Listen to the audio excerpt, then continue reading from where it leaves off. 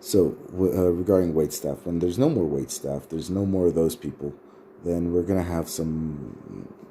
That segment of the economy is not putting out anymore. But a 5 month lockdown and developing an oasis, we're talking about a net loss of 3 to 4 billion JDs in expenditure and subsidizations in the short term. It's a hefty number. Uh, However, if we get to a completely controllable level and become an oasis, then we can open up to other countries that are also popping up and deciding to become little oases that are coronavirus free.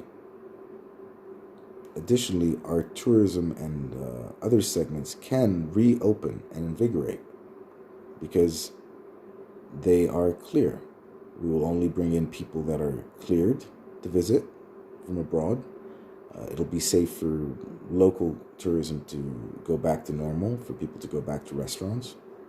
These are so we can get back to 80, 90% economic activity within 5 months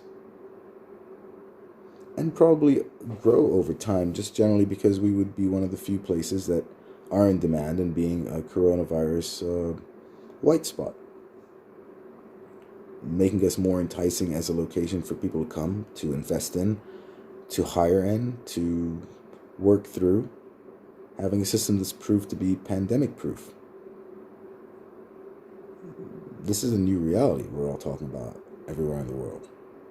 And the next virus, coronavirus, is just something that attacks your lungs. Think of more mobile measles or Ebola. Those are all very tangible possibilities. The plague. Every single virus, once it mutates, that's it needs a different vaccine. If we go for the herd immunity idea, it means that it's going to multiply more and more and more, and that's more chances for it to evolve and mutate. And therefore, all this hullabaloo about the vaccine will require a brand new hullabaloo for a new vaccine. A new vaccine is going to take even longer. So, sure, people say 2 years until vaccines developed or until herd immunity is developed, but that's for this current mutation. The more people, the more chances for it to mutate. And so this 2 years actually starts becoming a much longer reality. A 5 month true lockdown and reduction in economic activity in the long term lets us get back to a more realistic semblance of life and open up to allow other people to come in and join in as testing improves to get more spot positive tests. It's not that difficult to understand. Doing things in the short term for instant gratification is tough. Actually, no, it's quite easy, but it's tough on us later. The hangover is gonna kill us. And let's be honest, we're a third world country here in Jordan. Uh, it's a matter of the haves and the have-nots. Who's going to have the ability to use whatever connections they have to actually get medical care once it gets past our local capacity, and who's not? Who's going to be turned down? Who isn't? On the first day of quarantining people from abroad, what did that lady say? بدي أخلي بابا يتدخل. كم من مرة بابا اتدخل? Come on, we know that if we let things go just a little bit,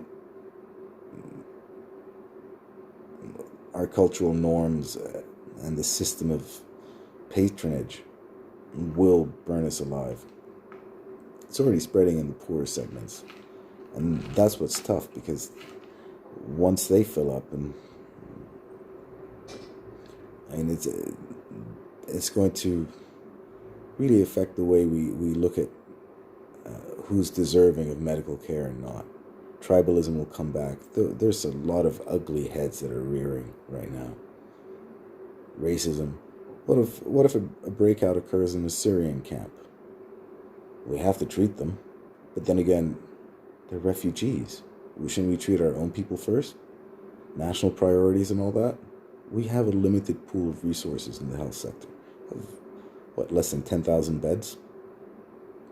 That's 10,000 beds. That's including everything: outpatient, inpatient, um, intensive care. They're not all quarantine beds.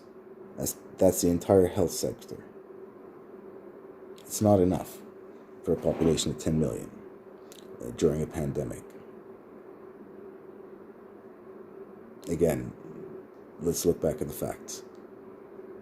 5 months of massively reduced economic activity, followed by an opportunity to open up, become an oasis, go back to near peak economic activity, near peak tax receipts, and also generate the possibility that your local markets, which you are quite dependent on, and they're completely unhealthy sectors to be in, uncompetitive, which is the real estate, the automobile,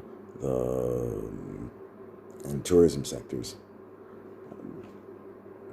they can actually be reinvigorated and become a hotspot that's in demand for people trying to escape the pandemics that are enveloping the world. We can have real estate prices go up. We can have tourism numbers go up, because just as we've realized, when during a war, demand might go down everywhere else in the world, but Jordan is somewhat insulated by having its safety net and security net. So that's why tourists still came to us after Libya, Iran, Lebanon, Syria, and Egypt all became difficult places for people to visit. Jordan's value proposition was always horrible in tourism. It's an extremely overpriced segment here, but we can actually make things work now if we lock down, become an oasis, and we can actually have some economic growth in this. We keep saying that we're an oasis of peace and stability in the region that is rife with tension. It's time to prove it. So, I'm for locking up. I'm against herd immunity. It just gives more chances for the virus to mutate. We are going to suffer longer term by having a reduced amount of economic activity. Crime will go up. Things will spin out of control. Or at the very least, it's never going to be the same. And the world will leave us behind. Or let's get this through this together.